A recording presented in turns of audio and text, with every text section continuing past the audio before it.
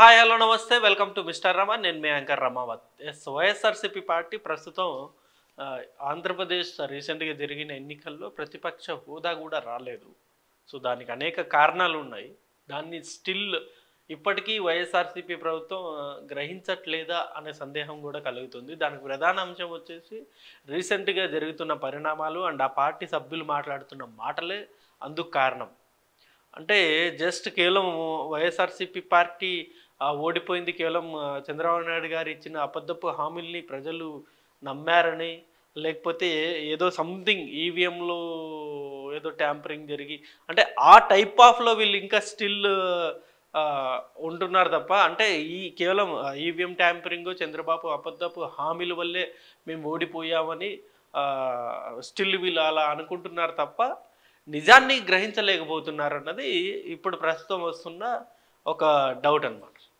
ఎందుకంటే రీసెంట్గా జగన్ గారు కావచ్చు, ఈవెన్ మాజీ మంత్రులు కావచ్చు, మాజీ ఎమ్మెల్యేలు కావచ్చు, వైసీపీలో ముఖ్య నాయకులు కావచ్చు, వీళ్ళందరూ చెప్పేది ఒకటి మాట. 40% మంది మా పక్క ఉన్నారు అంటే 40% మంది ఓట్లు మాకు పడ్డాయి అంటే స్టిల్ మేము ఇంకా జనాల్లోనే ఉన్నాం అంటే మంచి చేసే మేము ఓడిపోయాం తప్ప మేము ఎలాంటి తప్పు చేయలేదనే భావనలో వీళ్ళు ఉన్నారు.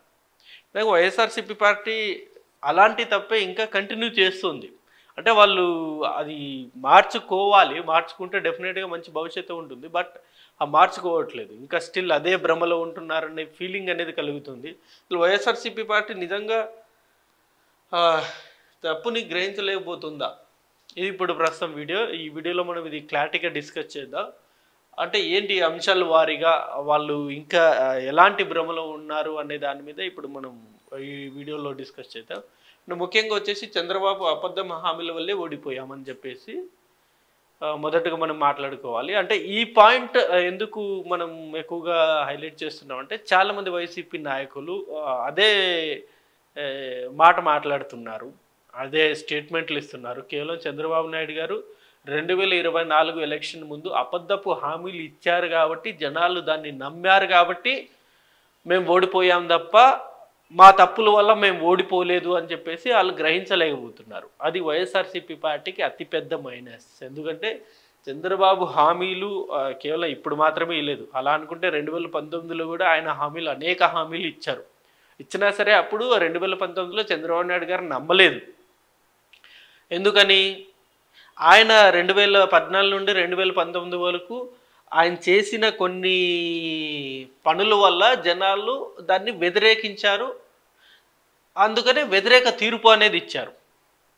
సో అప్పుడు ఆప్షన్ జగన్ గారు కనబడ్డారు కాబట్టి జనాలకి జగన్ గారికి ఒక అవకాశం ఇద్దాం, చూద్దాం నిజంగా రాజన్న రాజ్యం తీసుకొస్తామంటున్నాడు, అంటే రాజశేఖర రెడ్డి గారు లాంటి ప్రభుత్వం నేను తీసుకొస్తా అంటున్నాడు కాబట్టి ఒకసారి అవకాశం ఇద్దామని చెప్పేసి 2019లో జగన్ గారికి అవకాశం ఇచ్చారు. అంతే తప్ప కేవలం హామీల మీద డిపెండ్ అయ్యి ప్రభుత్వాన్ని ఎన్నుకుంటారనుకుంటే మటుకు అది రాంగ్ ఆలోచన. హామీలు నెరవేర్స్తేనే మనకు ప్రజలు మద్దతు ఇస్తారు, లేకపోతే హామీలు మనం ఎక్కువగా అనౌన్స్ చేస్తే ప్రజలు మన వైపుకి వస్తారన్నది రాంగ్ స్టేట్మెంట్. ఎందుకంటే హామీలు అన్నది ఇక్కడ అసలు కీలకమే కాదు. ప్రజలకు కావాల్సింది వాళ్ళకి ఇది ప్రజాప్రతినిధులు కావచ్చు, లేకపోతే మంత్రులు కావచ్చు, ఎమ్మెల్యేలు కావచ్చు, వీళ్ళు ఏం చేస్తున్నారు, ప్రజల సంక్షేమం కొరకు ఏం చేస్తున్నారు, రాష్ట్ర అభివృద్ధి కొరకు ఏం చేస్తున్నారని చూస్తారు తప్ప హామీలు అమలు 100% చేసినా సరే చాలా పార్టీలు ఓడిపోయిన సందర్భాలు చాలా ఉన్నాయి. సో హామీలు అన్నవి అసలు పాయింటే కాదు ఇక్కడ. సో ఆ దిశగా ఆలోచించడం అన్నది వైఎస్ఆర్సీపీ పార్టీ కరెక్ట్ కాదని నా భావన. అండ్ నెక్స్ట్ వచ్చేసి శిశుపాలుడి పాపాల్లాగా చంద్రబాబు చేస్తే గెలిచేస్తాం అనుకుంటున్నారు. ఇది జగన్ గారు ఎక్కువగా సార్లు ఇదే మాట మాట్లాడుతున్నారు. అంటే శిశుపాలుడి పాపాల లెక్క చంద్రబాబు చేస్తున్న పాపాలు కూడా పెరుగుతూ పోతూ ఉన్నాయి. సో మనం ఆబ్వియస్లీ ఈ పాపాలన్నీ 2029 ఎలక్షన్ నాటికి ఎక్కువ అయిపోతాయి కాబట్టి మనం గెలిచేస్తాము, ప్రజలు మనకు ఓటేస్తారు, ప్రజలు మనల్ని మళ్ళీ గెలిపిస్తారనే ఒక భ్రమలో ఉన్నారు. అంటే కేవలం పాపాలు చేస్తేనే ప్రజలు అంటే యూతుల పార్టీకి గెలిపిస్తారనే ఆలోచన అనేది కరెక్ట్ కాదు. అలా అనుకుంటే మళ్ళీ 2024లో వైఎస్ఆర్సీపీ పార్టీ ఓడిపోయిందంటే ఆ పాపాల వల్లనే ఓడిపోయిందా?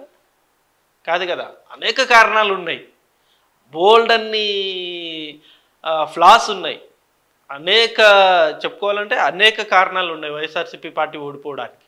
అంతే తప్ప కేవలం చంద్రబాబు నాయుడు గారు పాపాలు ఎక్కువ చేసుకుంటూ పోతున్నాడు కాబట్టి ఆయన్ని ప్రజలు ఓడిస్తారు, మనల్ని గెలిపిస్తారు అనుకుంటే మాత్రం చాలా రాంగ్.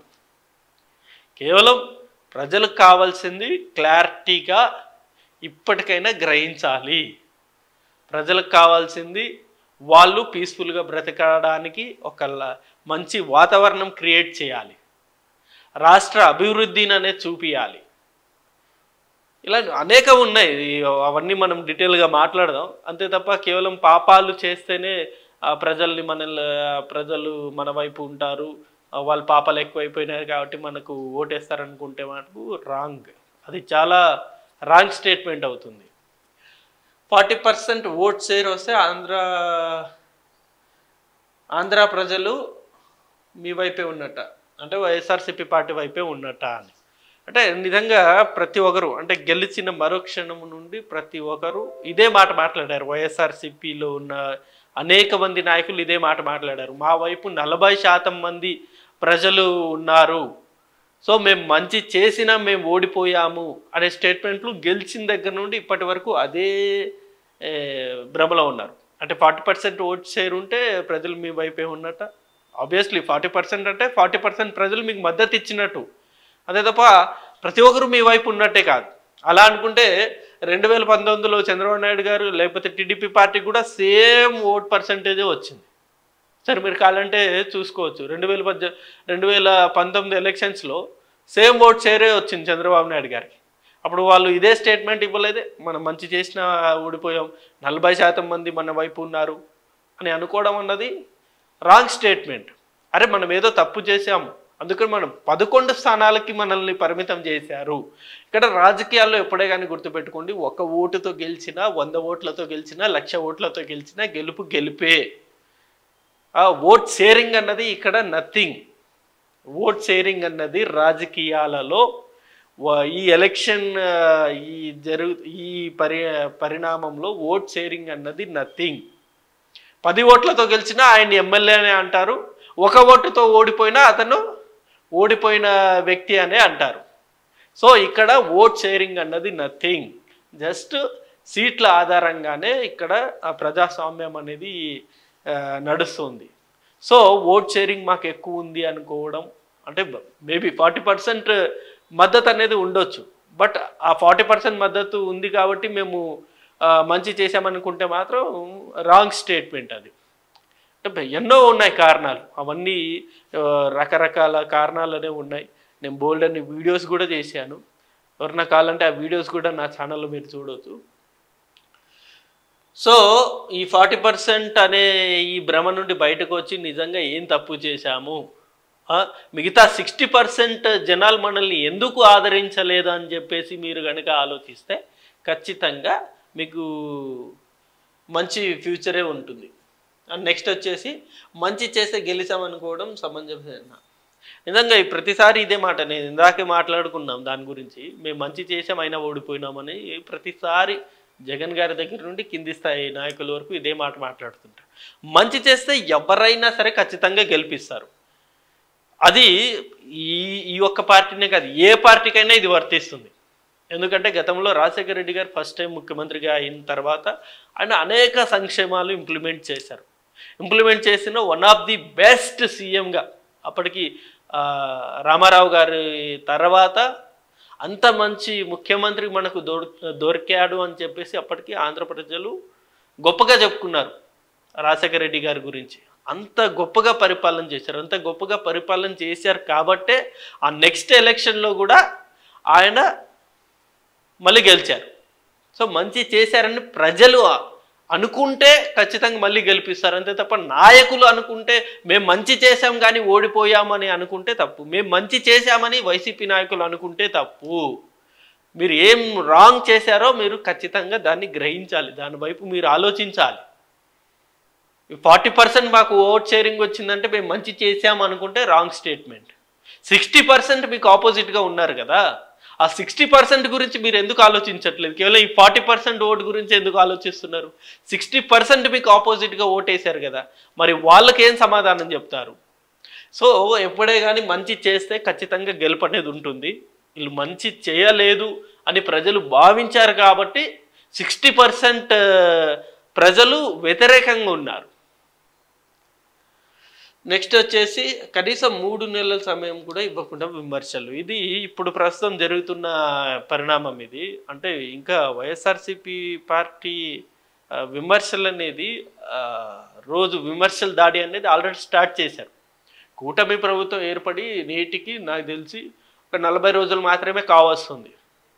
40 రోజుల్లోనే అంటే ఈ 40-50 డేస్లోనే మీరు అది చేయలేదు ఇది చేయలేదు అనే విమర్శలు అనేది ఎందుకో కొంచెం ఎక్కువగా చేస్తున్నారనిపిస్తుంది. ఏదైనా ఒక ప్రభుత్వానికి, కొత్తగా ఏర్పడిన ప్రభుత్వానికి ఖచ్చితంగా మినిమం 3 to 6 months అనేది గ్రేస్ పీరియడే. అవన్నీ చూసుకోవాలి. అసలు గత ప్రభుత్వం ఏం చేసింది, గత ప్రభుత్వం ఏం తప్పులు చేసింది, ఎక్కడ అప్పులు చేసింది, లేకపోతే ఎక్కడ ఎలాంటి డెవలప్మెంట్స్ చేసింది, లేకపోతే ఎక్కడ ఎలాంటి మిస్టేక్స్ చేసింది, అవన్నీ రిపోర్ట్ తెచ్చుకొని రెటిఫై చేసుకొని ముందుకెళ్తే తప్ప ఇప్పుడు ప్రస్తుతం మళ్ళీ వాళ్ళు పరిపాలన చేయని పరిస్థితి. సో ఇవన్నీ చేయడానికి, ఇవన్నీ రిపోర్ట్స్ తీసుకొని అనలైజ్ చేసి ఇవన్నీ చేయడానికి మినిమం 3 to 6 months అనే టైం పడుతుంది. సో ఈ 3 to 6 months టైం అనేది ఇవ్వకుండా మొదటి రోజు నుండే ఫ్రీ బస్ ఇవ్వలేదంటారు, లేకపోతే తల్లి వందనము గురించి మాట్లాడతారు.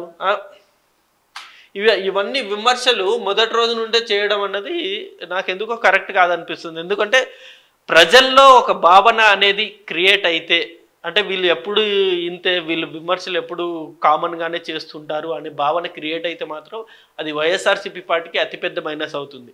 ఎందుకంటే స్టార్టింగ్ నుండే విమర్శలు చేస్తూ ఉంటే అది జనాల్లో కూడా వీళ్ళు మామూలుగా ప్రతిదానికి విమర్శలు చేస్తారు, వీళ్ళు కామన్ అయిపోయింది వీళ్ళకు అనే ఒక భావన అనేది జనాల్లో వెళ్తుంది. అది చాలా పెద్ద డేంజర్. రేపొద్దున మీరు నిజమైన విమర్శలు చేసినా సరే జనాలు నమ్మని పరిస్థితి క్రియేట్ అవుతుంది.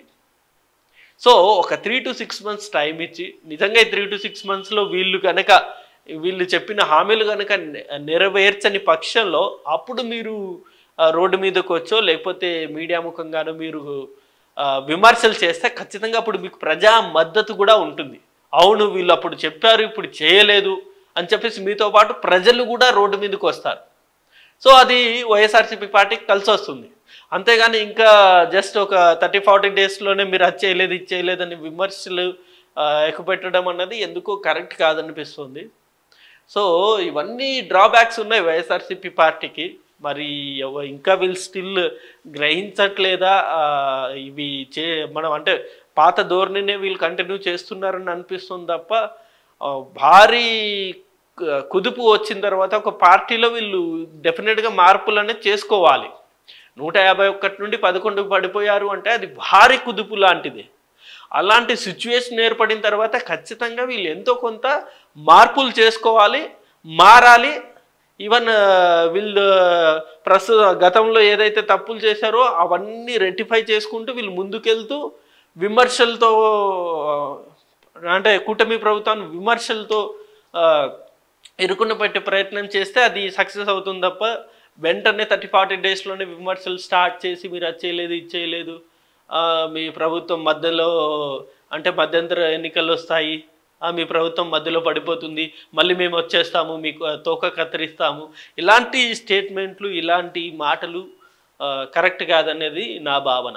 వైఎస్ఆర్సీపీ పార్టీకి 40% ఓట్ బ్యాంక్, మీరు ఇందాక మీరు అనుకున్నట్టే 40% ఓట్ బ్యాంక్ మీ వైపు ఉంది అని చెప్పేసి మీరు చాలా స్ట్రాంగ్గా కాన్ఫిడెంట్తో ఉన్నారు కదా. 40%ని మీరు 50% 60% వైపు తీసుకెళ్ళగలిగితే ఖచ్చితంగా మీరు సక్సెస్ అవుతారు. అంతేగాని ఆ 40%ని ఉన్న 40%ని కాస్త మళ్ళీ మీరు 30కో 20కో తీసుకెళ్తే మటుకు అది పార్టీకి భారీ దెబ్బ తగులుతుంది. సో ఏది ఏమైనప్పటికీ కొన్ని ఫ్లాస్ అనేవి చాలా ఉన్నాయి, చాలా మార్చాలి, చాలా మారాలి వైఎస్ఆర్సీపీ పార్టీలో. మరి జగన్ గారు ఎలాంటి మార్పులతోటి ముందుకెళ్తారో భవిష్యత్తులో అయితే మనకు తెలుస్తుంది. సో ప్రస్తుతానికి ఇది వీడియో. అంటే ఈ వీడియో మీద ప్రస్తుతం వైఎస్ఆర్సీపీ పార్టీ వెళ్తున్న విధానం మీద మీ అభిప్రాయం కూడా కింద కామెంట్ రూపంలో తెలియజేయండి. Thank you for watching this video. Thank you.